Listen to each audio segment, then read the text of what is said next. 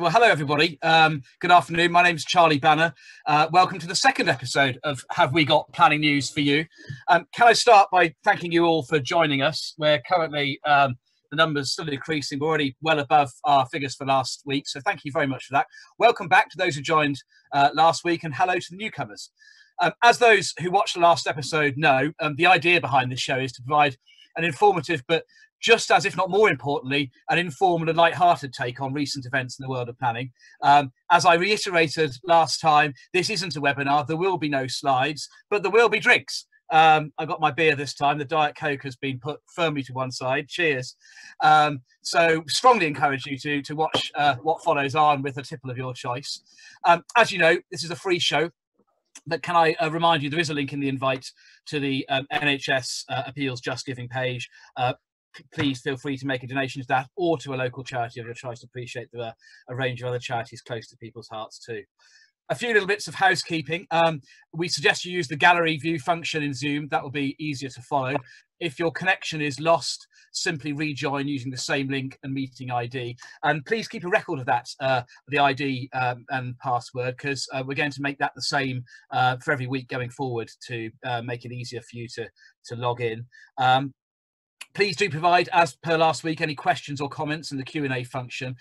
We're not going to be able to answer them all in the time we've got, but if you'd like to follow anything up with us afterwards, we've created a section on our LinkedIn page where you can post questions and comments, and we'll go through those later on today and tomorrow and subsequently. Please do follow our LinkedIn page because we'll be posting future updates on it, including information about future episodes. You're all automatically muted and not visible to us. I'm not quite sure whether that's for your sake or ours, or a bit of both. But a note of warning, both for the panelists on screen and also everybody else when using Zoom or Teams or other video conferencing software. Did you know that the little box that you can see yourself on doesn't actually show the full extent of the screen that's visible to others on their screen? This was something that the news anchor, Will Reeve, found out to his detriment the hard way on Tuesday this week, where he, as we'll hopefully see in a moment, he ended up presenting the news wearing a suit on his top half and his boxer shorts on his bottom half. So Sasha, quick, go and put some trousers on before anybody knows. You're wrong, Charlie. I won't ask anybody else to confirm that. Little you know, people might see it already. Another thing we learned last week was how to experiment with different Zoom backgrounds. If you thought there was nothing more terrifying than Donald Trump in the White House, you're wrong. But actually, I prefer, as a Game of Thrones fan, this for my chair's role. And I guess, Paul, that makes you the King of the North. Always, Charlie. Well spotted. Now, it's time to introduce the panel. We might have to introduce Mary once her technical gremlins are resolved. But first of all, can I ask you to each of you, starting with Chris, to say who you are and where you're dialing in from? Hello, my name is Chris Young, and I'm a barrister at number 5 Chambers, and I am in Cheltenham. Lots of people last week said it looked like Hogwarts, although somebody rather unkindly said in a conference this week, I appear to be in a Royal Mail sorting office. And somehow, Chris, you managed to have had a haircut since we last saw each other. Yeah, that didn't go so well. You can't see the back. Will you be donating the trimmings to Sasha?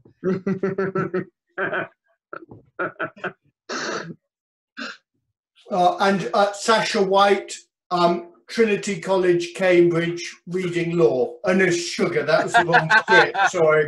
Sorry, Sasha White, Landmark Chambers, and I'm dialing in from sunny, rainy Oxfordshire. Paul Tucker. I'm still reeling from the astonishment that Sasha actually studied law at any point, so I'm delighted to have heard that. That makes 2 of us. I'm dialing in from the Ribble Valley in glorious Lancashire. As a Yorkshireman, that sticks in my gullet, but in the Doomsday Book, Lancashire was part of Yorkshire, so I'm just reclaiming my own and doing missionary work. He says that at every inquiry. Pathetic, isn't it? Second-rate plagiarist. And we're very lucky today to have a very special guest. Bridget Rosewell, a commander of the British Empire, one of the country's leading economists, whose independent review of planning appeal inquiries led to PINS' so-called Rosewell reforms to the inquiry procedure last year. Hello, Bridget, and where are you calling in from today? I'm calling in from Wales, so we're spreading our wings here. So I've learnt the virtual background thing. This is the view from my front door. Ooh, I'm only nice. just in Wales because that's England, the other side, okay? So, but I think we'll come back to normality. I'm not a lawyer, and I have no idea why I allowed myself to agree to do this. Well, we're very thrilled to have you on. Great. Well, our first topic today is going to be the key planning court case of the week, and a poor imitation of Kenny Dalglish as player manager. I'm going to call myself as the first man up to discuss this. So this is a case. The case I want to look at is the Court of Appeal's judgment in a case called Corbett and Cornwall Council. It's something I posted on LinkedIn about and got no fewer than 10,000 views of it. So obviously an issue, a principle that is of interest to a great number of people. And it concerns Section 38(6) of the Planning Compulsory Purchase Act 2004, which, as we all know, requires planning decisions to be made in accordance with the development plan unless material considerations indicate otherwise, Planning 101. But of course, it's not right that any development plan conflict automatically means that there's non-accordance with the plan for the purpose of Section 38(6). It's long been acknowledged by the courts that development plan policies may pull in different directions, and that what matters is whether standing back there's accordance with the plan as a whole, which is possible notwithstanding some conflicts. And whilst this is a long-established legal principle going back to when I was, long before I was a barrister, it's all too often overlooked, and decisions, planning proofs, planning statements on all sides can be prone to a leap of logic from there being a conflict with a particular policy or policies to non-accordance with the plan without considering this principle of accordance with the plan as a whole.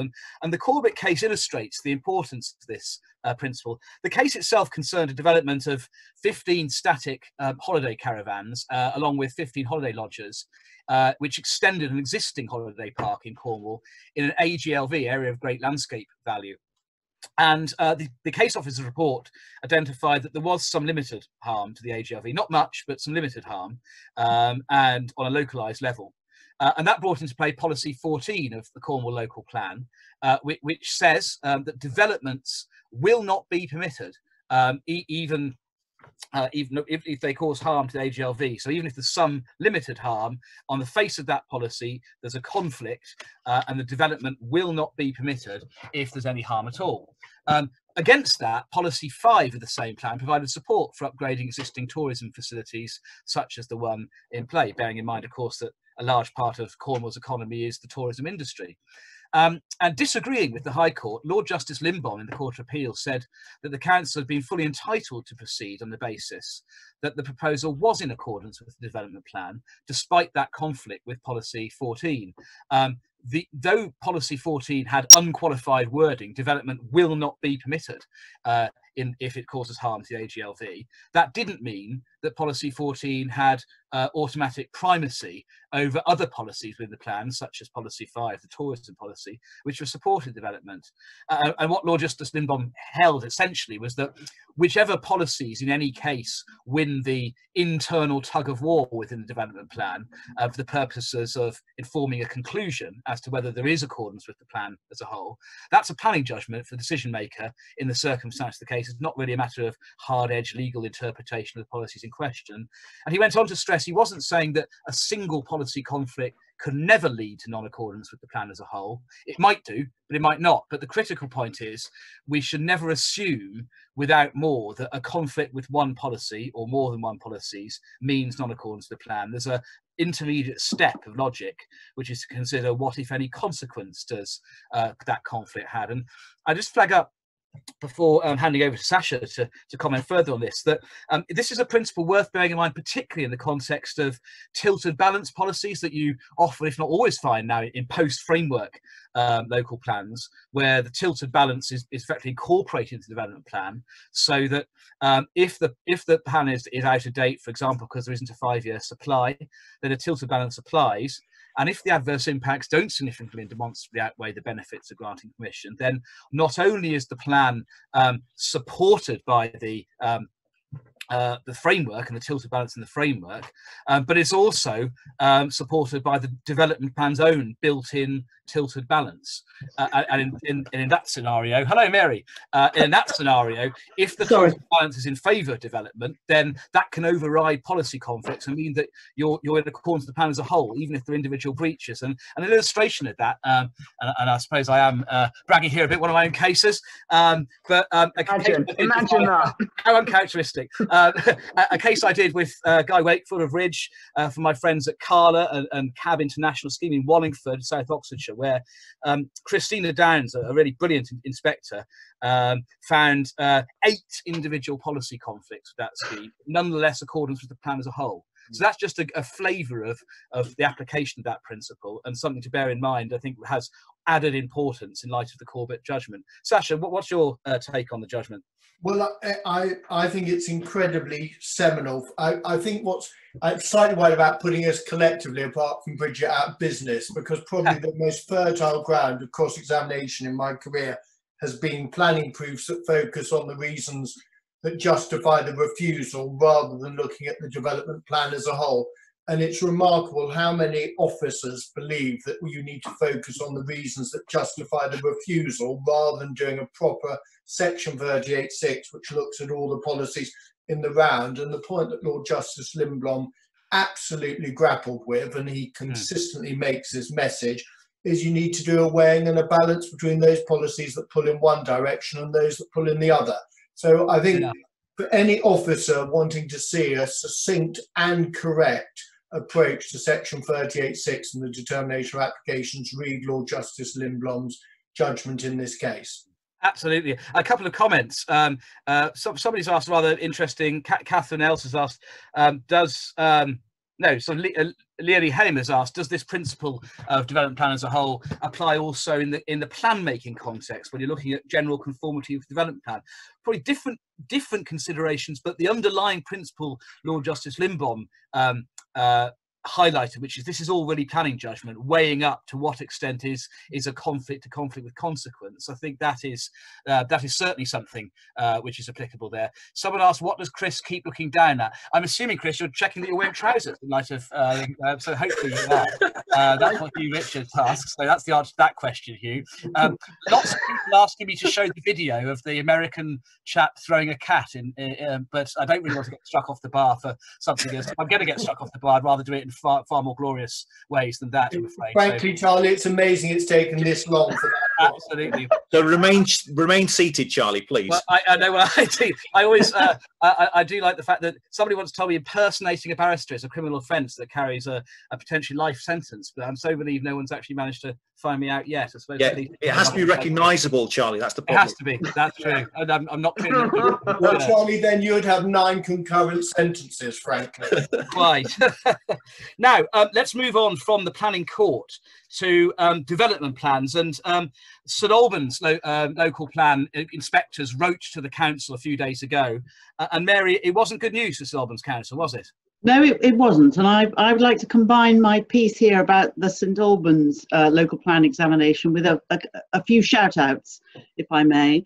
First of all, to the examination inspectors, 2 ladies, by the way, gentlemen, who did not hesitate to make decisive rulings in a pretty efficient way. Thank you very much, Chris. And also a shout out for Mike Gallimore, my fellow partner at Town, because he acted for the promoters of the strategic rail freight interchange at Radlett. And that actually was a key site in the local plan and one of the things that led to its downfall. And remember also, just to give a bit of context, that this was an examination in a district which had a 94 local plan review. So it had ancient safe policies, and it was one of the 15 councils, you may recall, that Sajid Javid was writing to in 2017 and 2018 to get them to submit up-to-date local plans.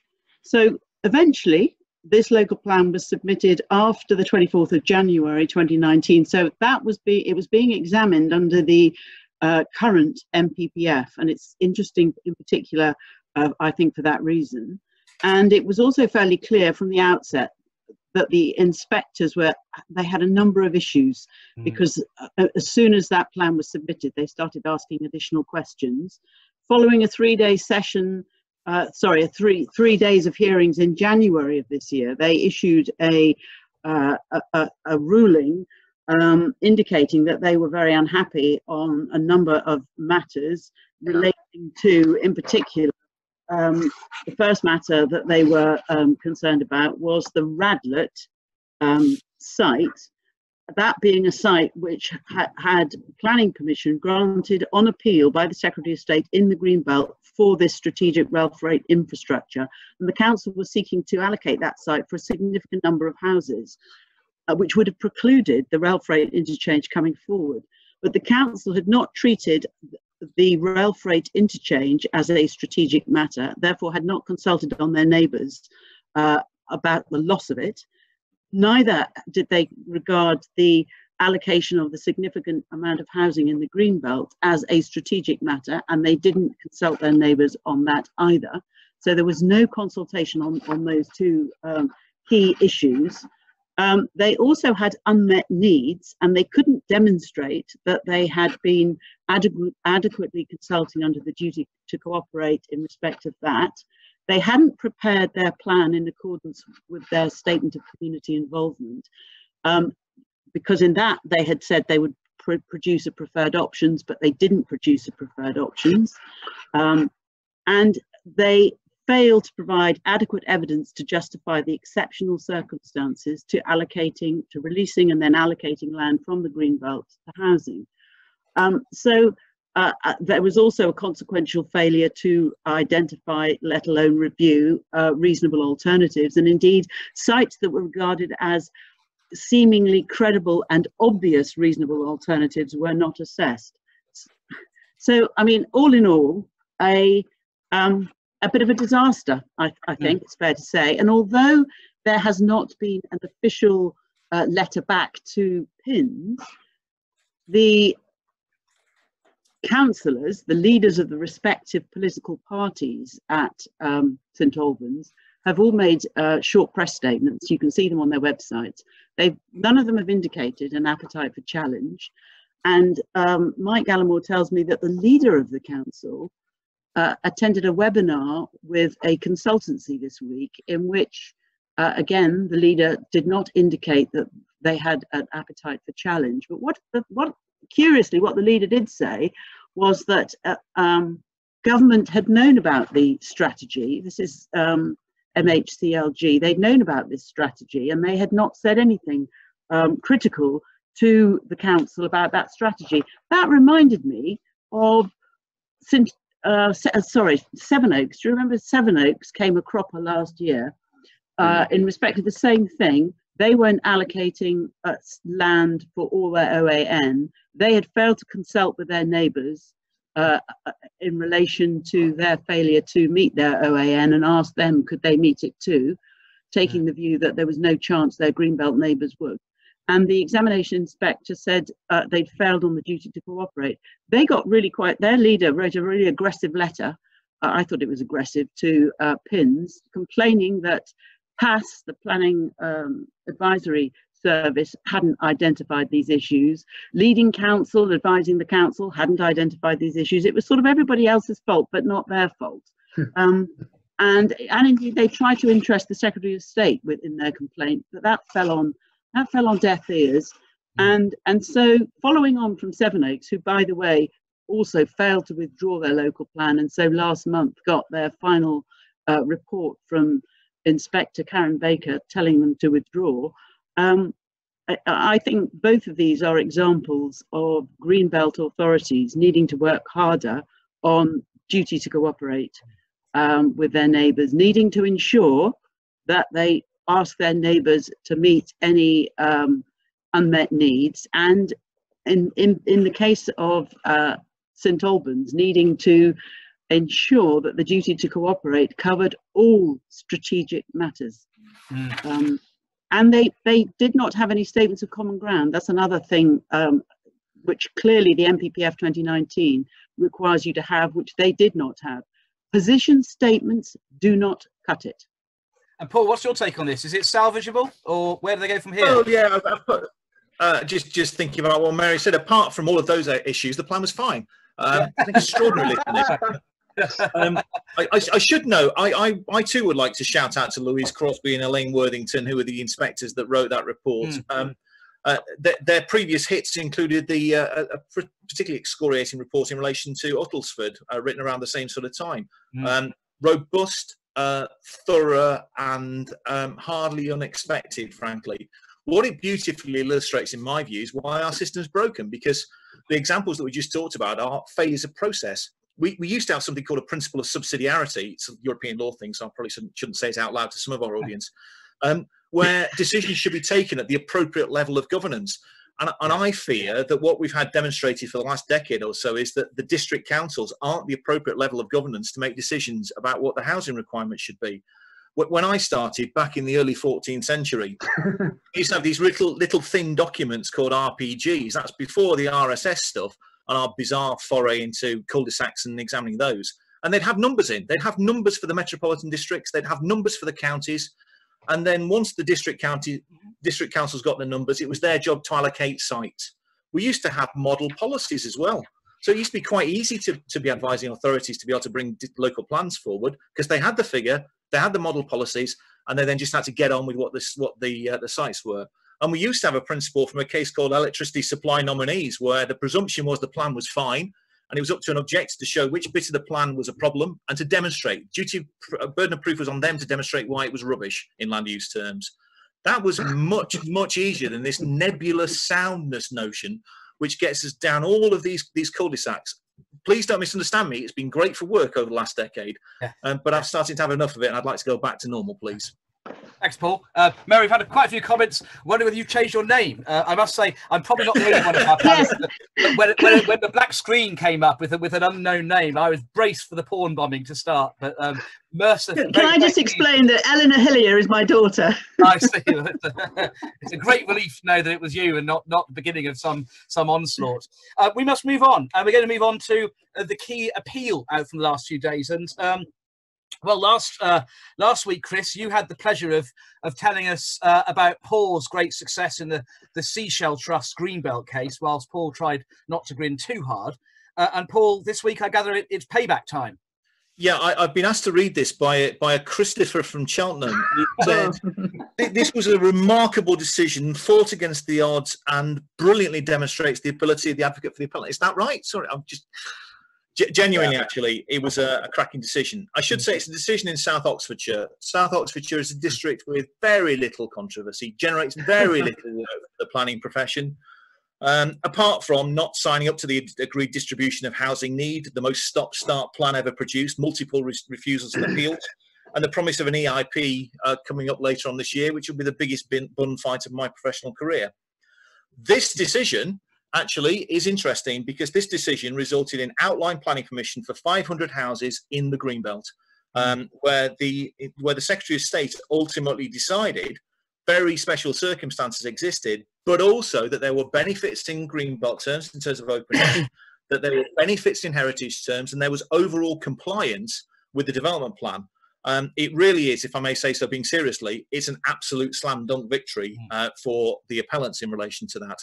I would, however, wish to point out, and this is perhaps important in terms of the nature of the case, the consultants were Avison Young, the inspector was Mr. D.M. Young, counsel for the appellant was Mr. Christopher Young. So I'm guessing if you weren't a member of the Young family, you were a bit of a disadvantage on this one. In fact, it gets worse than that. There was a chap arguing about heritage called Mr. Kevin Heritage, and it was signed by a Mr. Lynch on behalf of the Secretary of State. So either comedy name or a member of the Young family, and you had no chance. So I feel sorry for Hugh Flanagan, who was counsel for the authority. What I would say... over to one of the Young family to explain this.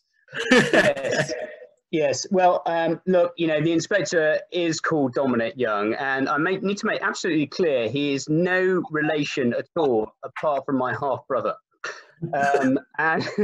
And it's right to say it's a good decision. I couldn't agree with you more, Paul. But to be fair, the consultants had already won this before we'd gone out to bat. When barristers are involved in cases where we win, we like to think it's us, but actually the consultants had won it. They'd worked since 2016 with the officers. The officers wrote a very positive report, even though the site was in the Greenbelt, and ended up recommending to their members that they allocate the site. So to a certain extent, all the hard work was done before I came out to bat. That's credit to Rob Gardner at Avenson Young and Steph Eastwood as well. A couple of things just about the case, if I may, although I can't really do justice to the case in a couple of minutes. And that's why, Charlie, I've after the programme, I've got a 2-hour special just on the case. 100 slides, if anybody wants to stay on. And there's lots of space on it, apparently, as well. Okay, right, yeah. Just a few quick points. Okay, the first of all, the inspector found a lot of the policies out of date. The council were arguing against that, but he found 8 policies out of date. He found the development strategy out of date, the housing distribution, housing numbers, landscape protection, greenbelt policy he found out of date. That's something the Supreme Court had talked about in the Richborough Suffolk coastal case as being unlikely, but he found that out of date. And all the conservation policies he found out of date. So a lot of policies out of date, which obviously help with the Wavendon basket. Also, he found no conflict with the policies. So although we were putting 500 houses in the Greenbelt, the reality is that the inspector found there was no harm in terms of impact on the environment, largely because removing a lot of unsightly buildings, including if you've ever driven down the M40 and the A40 along there, you'll see a 10-storey tower, and that was what was being removed. And also, in terms of previously developed land, a key issue was that this was a campus, and the inspector extended the PDL to cover the university's playing field. So it ended up that all but about 15% of the site was judged to be previously developed land, and then applying paragraph 145G for the enthusiast of the MPPF, he found that the reality was that the site was appropriate development, save for that 14%.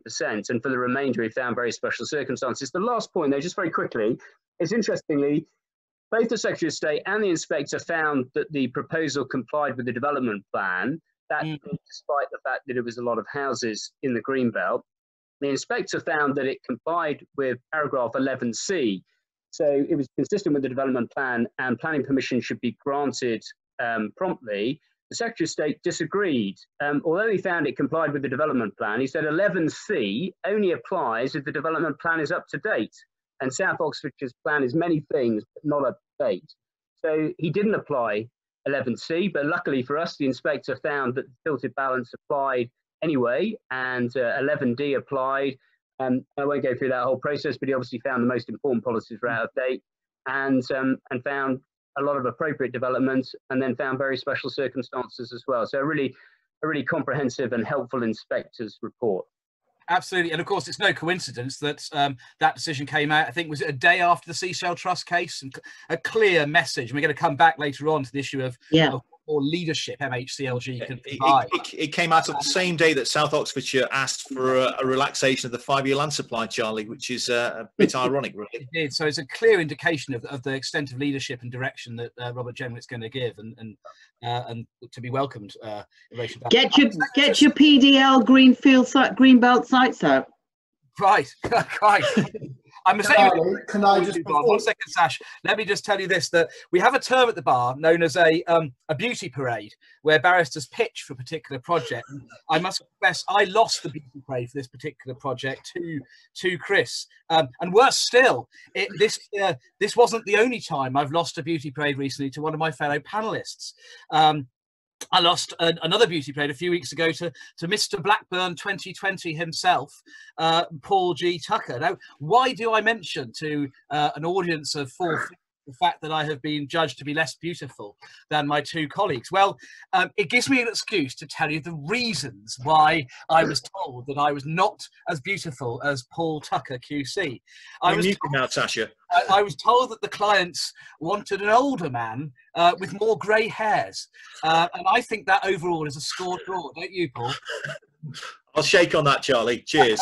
Sash, you wanted to say something, mate? No, I wanted to say, Charlie, in view of the time, I think we should park HLS Yes. next week because it's such a major topic. And frankly, I certainly want to hear from Bridget. So I suggest we hand over to Chris and Bridget to do their segment. I think that's a very good idea, not least because one of the things I was going to say is coming up next week for discussion is the Milton Keynes decision that came out a couple of days ago on Rectory Farm decision, where Milton Keynes were found to have a 5-year supply in a very thorough decision letter. So that seemed like an eminently sensible idea. So we now welcome our first special guest slot of our show, Bridget Rosewell, who we've introduced before. Hello again, Bridget.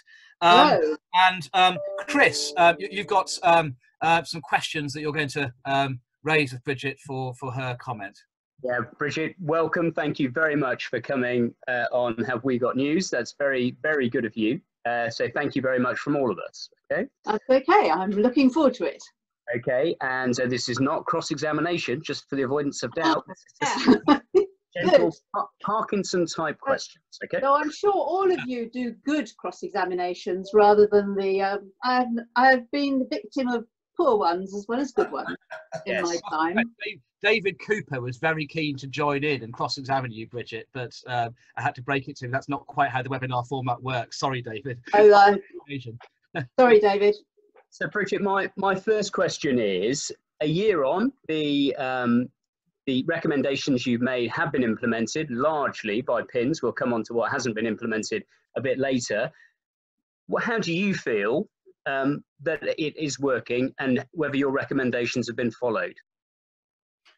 Yes, most of the recommendations have been followed, and they turned out to be much easier to implement than anybody had thought when we started, because most of them were about putting in place things which were already supposed to happen but simply didn't. But actually, I think the most important thing that changed and has had the biggest impact is the early appointment of an inspector and the introduction of a case conference, so that everybody knows, including the inspector and appellants and the LPA, what is actually supposed to go on and can debate how they're going to do it. Whether the implementation of that is always working as we would like, or as you guys would like, is slightly another matter. But it seems to me, if we get that system to work properly, then all appeals actually, and through to inquiry or whatever, hearing roundtable, the written reps, blah, blah, that they use, all of that should be better. Good. Well, we certainly think they're a success. I know the development industry is extremely pleased with the fact that we can now be at inquiry in 16 weeks, as long as you get your start date letter, as some of us got today. And my next question really is, in the current climate, obviously there's a lot of difficulties in the current situation. What approach do you think PINS should be taking? I think PINS can afford to be fairly imaginative and indeed push forward on trying to maintain impetus of doing things more quickly. Now, clearly, moving to virtual is more difficult when you've got different LPAs. It's the LPA's job to find a location. How are you actually going to do that? And clearly, there have been concerns about fair access, but everybody's got a phone. And in fact, if people are shielded and they're vulnerable, they've got fairer access in a virtual environment than they would have when they couldn't get to a real one in any case. So I think that we should all be encouraging PINS, and I'm myself encouraging PINS to move forward as quickly as possible, because it'll be a while, I think, before you have a real, a physical inquiry, I suspect. Site visits can happen a bit more easily, but it's going to take a while. So we need to really move on this and make sure that they are done effectively.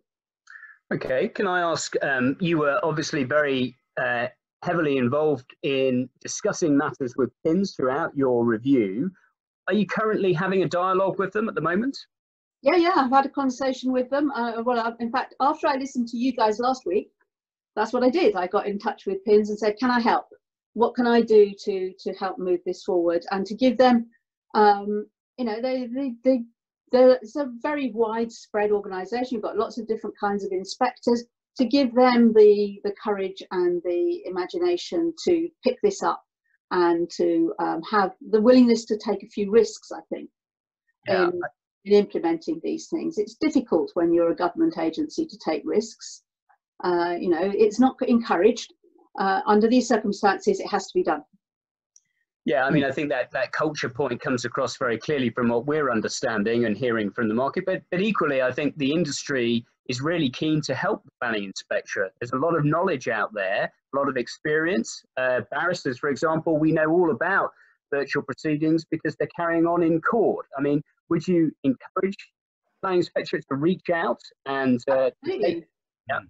I mean, they say that PIBA have been helpful in setting up pilot ideas, but they probably then go back into a bit of their bubble and try and work it all out. And I think just trying to get that opening out, and so that we can do this quickly and effectively, and help the LPAs, because they're the other party in all of this, after all, to be able to deliver virtual inquiries or hearings or roundtables or whatever it is, and giving inspectors the right training to choose the right route, because that's the other bit which may not be working quite right. It's really important that you know, the inspector, that you have that choice of route. Whether we're getting the right balance is something that I'm getting a little bit of feedback on. Can I just comment on that? Just maybe, I mean, there's two schools of thought really on this, which is one, wait till you've got a solution or system that is near perfect and then roll it out. Or another school of thought, which some of the courts are doing, is not quite trial and error, but get something that seems to be adequate for a number of cases and learn lessons. Some there will be appeals. Things may not always go right, but things may also go well in other cases, and learn the lessons and be a little bit less risk averse. What's your feel for how that, really harking back to what you were saying a few moments ago, how that balance should be struck by PIN? Do you think they're getting it right now, or are there areas for improvement? Well, I think that your experience is more valid than mine on that. If you feel that it could go faster, or there are ways that it could go faster, I think PINs feel that there's got so many different variants and varieties and flavours of appeals and inquiries and different delivery mechanisms that they have to provide, that it's quite difficult to triage those. So I think help in getting that triage right would be quite helpful. My last question, and then I'm going to open it up to the others, if I may. My last question is just very briefly, longer term, what you talk in your report, one of your recommendations is about greater use of technology. PINs have responded by saying they're accelerating what they had planned for later on in the year. What's your view about a longer term use of technology in inquiries? I don't see why you couldn't do a lot of work with more virtual capacity, but this is not the same. And at the end of the day, there will need to be the need to get, we want to go back to having people in the same room. There's no doubt that it works differently if you have people in the same room. But there's probably much more of a mix and match. And again, at a case conference with the inspector, you can then decide, this is the way we're going to do this. And for things that really need proper cross-examination, we will all need to be in the same room, and people need to see that if you like, justice is done. But that shouldn't delay when it's difficult to find rooms and so on and so forth. But don't underestimate the difficulties of technology for some parties. Although every member of the public can probably get on, experience of some LPAs who really, they live in something of a technological dark age, and they don't have the resource and they don't have the funding to make sure they can do this kind of thing. So, we just need to be a little bit kinder to some of that's the really and helpful. Support them, and get one of the things that I wanted to do was get the developers to be able to provide rooms, for example, rather than it being the local authority having to do it. There's no reason why the developer or the appellant or yourselves can't provide the technical facility to make it. Absolutely, we couldn't agree more. Now, I'm going to throw that open to the other panelists as well, and to start with Sasha. I think you've got a question, Sasha. Yes, I do, Bridget. From your reading all the submissions to you and your understanding of the planning appeal system, are you a believer in the right to cross-examination and the benefits it brings? I'm a believer in the right cross-examination on the right topic, absolutely.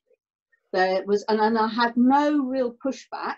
So when I went round and talked to a whole variety of lawyers and appellants and local authorities and you know, right around the country, everybody said we can do this better. Everybody said not only the thing is suitable for cross-examination, but everybody said that a public process is absolutely essential to deliver fairness and democracy. So yes, always there's but I think it's up to you guys to make the case and to work with the inspectors to get the right things to be cross-examined, and not just cross-examined for the sake of it, which I have seen happen. Thanks, Chris. Yeah, okay, and over to Mary. I think you've got a question as well.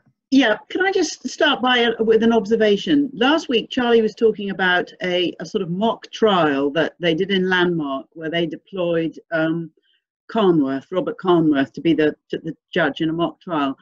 I think it's a great shame that in the last sort of 5-6 weeks, there hasn't been an opportunity for the planning bar, professional consultants and PINs to come together to do a sort of mock virtual inquiry, a mock virtual hearing. We're hearing a lot about inquiries, but there's some quite big things that are being pushed off into hearings. And I would like to see virtual hearings rather than no hearings. So we can all learn some lessons, which then could perhaps input into those pilots. So why can't we have a bit more active cooperation in that department? Why not? Indeed. And my second, well, my question really, Bridget, is what about local plan examinations? You know, they're grinding to a halt.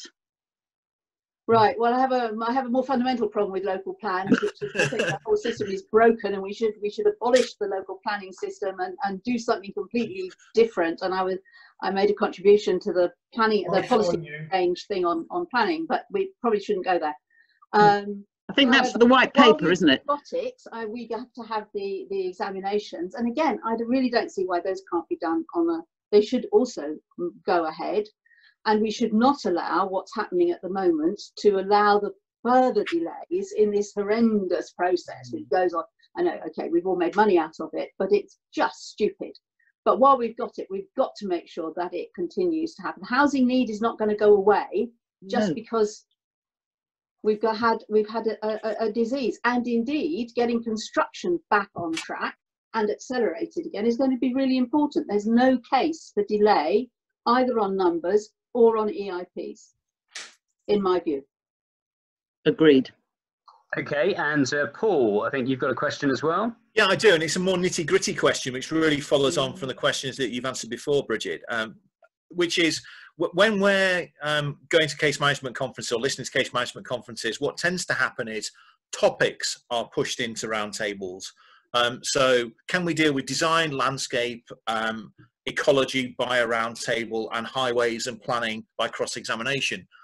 In reality, the world is more sophisticated than that. There are some things of each of those topics which are amenable to cross-examination, and some things which are judgments.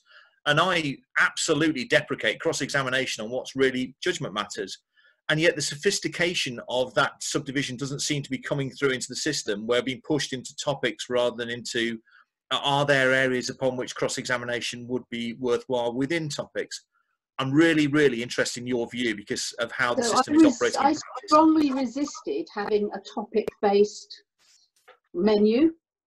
I didn't want that because you're absolutely right. There are things which are judgment, there are things which are methodology, there are things which are policy, there are things which are legal issues. You know, within any topic, there might be a whole variety of those different things. So it shouldn't be topic by topic.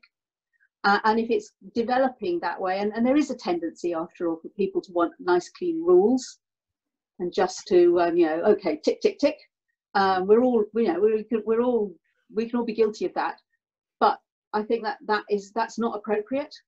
And the application of judgment to what is dealt with how, and therefore helping inspectors and training inspectors to be able to do that is going to be really important.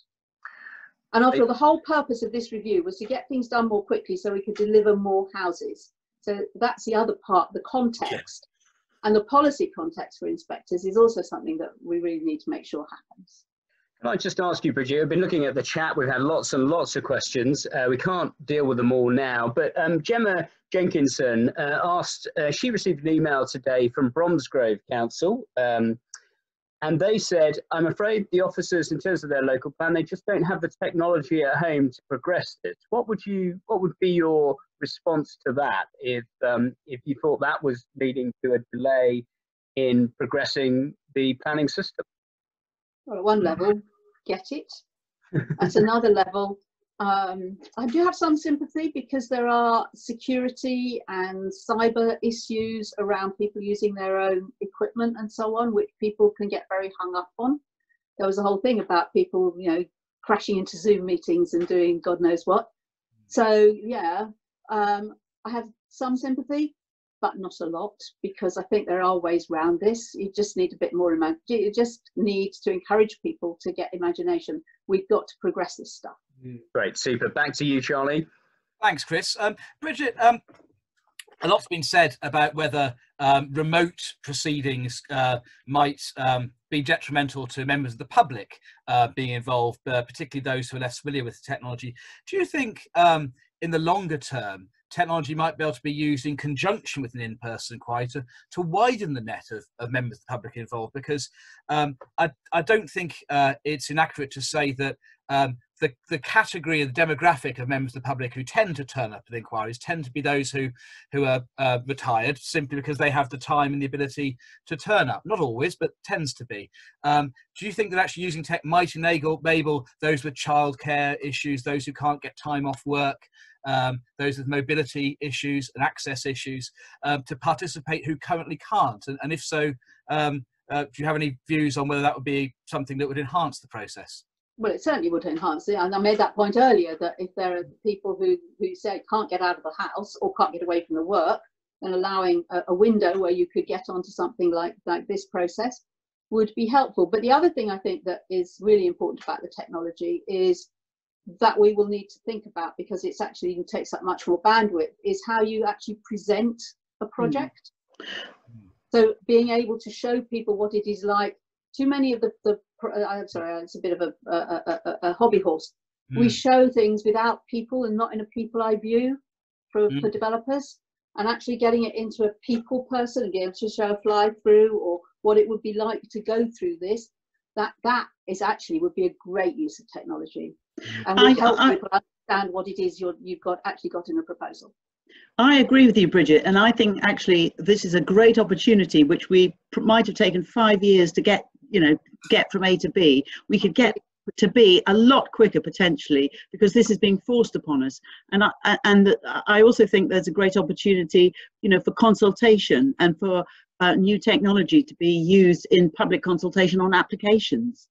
Well, so start right at the beginning more effectively, and or LinkedIn or Facebook or whatever. There are many ways, instead of just the piece of paper that they put on the lamppost, many ways that you could reach people. And you're right, we should be using this interruption, and I'm doing this with other businesses elsewhere. What can we take out of this? What have we learnt? How can we do things differently? How can we move forward? Which isn't to say that we don't want, we will want to meet each other again. I was looking forward to having a glass of wine in person with you all in due course. Yes. Hey. Me too. Here, sorry about that, guys. Already. I have to say, Bridget, but there's so much variety in what we can do. Yeah, I have to say, Bridget, it's really refreshing to hear your views, and a real privilege as well. And I for one, would like to invite you back on the show so that we can hear your views about local plans. We don't have time for that now, but will you come back on the show? Of course, yes. Fantastic, thank you. We've got that on record now, Bridget. So I'll remember to have, but I'll need a glass of wine in order to be able to talk about local plans there. So send the address. Sasha will send it to Monmouthshire. It's not a problem. Absolutely. We must move on because our witching hour is rapidly approaching, and our next topic is nudge of the week. And Paul, who are you seeking to encourage this week with a gentle nudge? Yeah, and it really is a gentle nudge, but it follows on from everything else that we've said so far. On the 23rd of April, was it? No, 28th of April, forgive me. So a couple of days ago, we got the press release from PINS telling us that finally we've got pilots, or rather we've got one pilot coming forward on the 11th of May, and then we've got a few more pilots coming forward, and then 3 months after, We start the process, we'll get a good practice guide, and then within 6 months, who knows where we'll be. That's not fast enough. It's not fast enough because there is a backlog of development. There is a development industry that needs to be bringing things forward. Elsewhere, litigation is moving forward. And the courts have been very clear to say that where courts have stepped forward and taken risks and used technology. I've done a whole judicial review, start to finish, and judgment, and came second, all by telephone, which is a public hearing. Courts are prepared to take the risks, and I can say now through this medium that the courts are bound to support PINs if they are doing their best in these situations. My organisation, our organisation, PIBA, tried to move very quickly to try and say to PINs, you can do this, and this is how legally you can do this.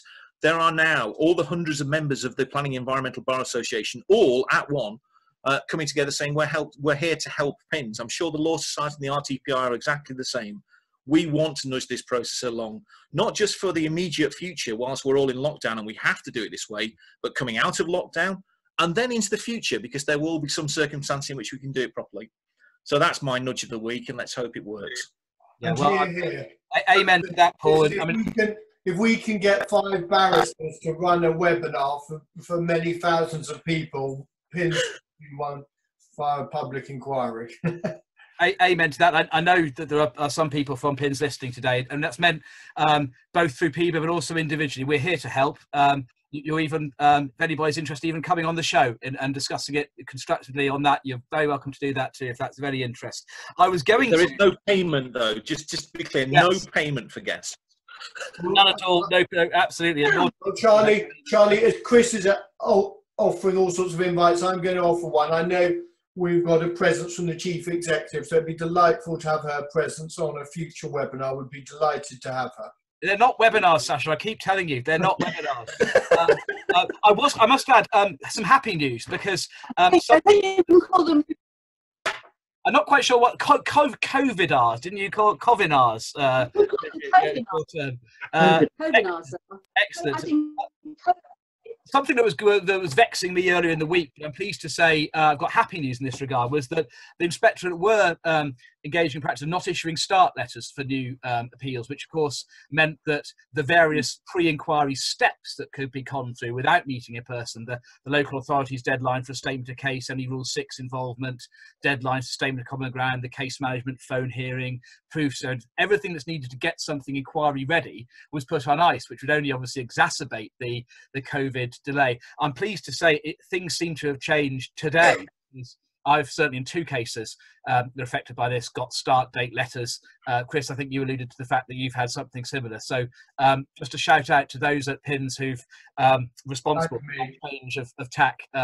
Thank you for that, because it will mean that appeals and parties on all sides of the debate will be able to get their cases ready to go for when they are able to take place either by a virtual inquiry or in person. So that's a really good bit of news, and something that I know a lot of people will be celebrating today and later in the week. Charlie, can I just say something about that? I think there are 2 things I just want to flag up for next week. I know one of them is you promised each week to wear an even more outrageous shirt. Yes, I've got another one next week's task, where Paul and I might go down the 6 Nations route. We'll see. But also, I would like to make a plea that we do HLS need, because I know that's exercising everyone in the industry. Absolutely, and we'll deal with that indeed. I think you're absolutely right, Sasha, that it's worth us dealing with that separately next week rather than in a cursory fashion today. So we'll do that next week, having regard to the Milton Keynes decision. A few other things that are coming up. We discussed Greenbelt quite a lot today in the context of the latest appeal decision in the South Oxfordshire case, and also Mary's discussion of St Albans. 2 court cases on Greenbelt in the plan-making process to be aware of. Judgment is, I think it's fair to say, I don't mean critically of the judge, overdue on the High Court challenge the Leeds site allocations plan. There was a hearing in the first week of March, and I think actually Mary, one of your colleagues, was on the other side to me acting for the claimants. I was for one of the house builder beneficiaries of an allocation. Yep, Simon Ricketts. Absolutely, and it surely can't be long now till judgment is ready. It was heard in the first week of March, so coming up for 2 months ago. clearly, once judgment does come out, that will be one for us to discuss, because that goes to the heart of the approach to exceptional circumstances for release of Greenbelt. And it's not the only court case coming up, because there's also a challenge to the Wickham local plan by a local residents group that was recently granted permission to appeal, to proceed to a full hearing in the High Court. I'm told by my colleague John Litton, who's acting for Catesby in that case, the court's been in touch today suggesting dates in July. So it seems that certainly by the end of the year and possibly by the summer, we'll have 2 further really important High Court decisions on the approach to exceptional circumstances for Greenbelt release. So watch this space, and obviously if we do get a judgment that's in the public domain by this time next week or the episode thereafter, then one of us will discuss the Leeds challenge in that case. That's all for now, save to remind you that the Q&A continues on our LinkedIn page. Please follow it, because we'll put all the updates on there. So please, there's a little post from one of us saying add your Q&A or comments to that. We'll do our best to get back to you on that. Same ID, same time, same place next week, same password. So hopefully that'll be easier to follow. Thank you for joining us. Have a great evening. I haven't got any beer left. I drank it all in the first 10 minutes. But have a lovely evening. Remember to donate. Remember to donate. And remember to donate, absolutely, to either the NHS Tap for Our Carers or for a local charity of your choice. Please join us next week. Cheers. Having me. Cheers.